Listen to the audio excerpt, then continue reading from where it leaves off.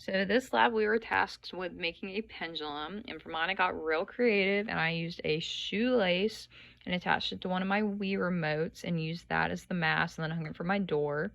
So that was fun. And then to calculate the G value, I used this equation, which related the G to the length of the string and the frequency, rearranged that, and then plugged in my numbers for my length. I got 72 centimeters. That was the length of my pendulum.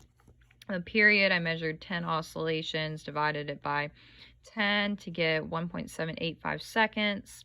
And then I calculated the frequency by dividing 1 by that number and plugged all those numbers in. And I got my G value to be about 8.9 meters per second squared. So it was probably not very precise because, like we talked about in class, there's a delay between when you actually want to stop the stopwatch versus when you actually do. It's just your delay in reaction time. And then also my measurement of the length, I was using a ruler, but I was, again, eyeballing it, so like whatever ticket was at was probably not super precise, but I got it down to 2 significant figures for my final answer. And then the second question, if this planet had the same radius of Earth but was more massive, would the G be higher or lower? I said it wouldn't change because it's independent of the mass. It only relates to, like, based on this equation, it only relates to the length of the string and the frequency. So then explaining these words, so the amplitude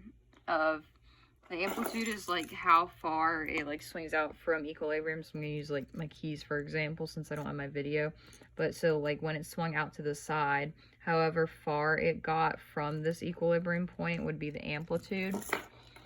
The period, or I'll start with frequency. The frequency is how many oscillations it complete per second. So mine was able to complete a little over a half. And the period is just the time it takes for it to complete one full cycle. And that was close to 2 seconds. So what would I name my planet and why? I decided I would name my planet Alderaan after the planet from Star Wars that Princess Leia lived on.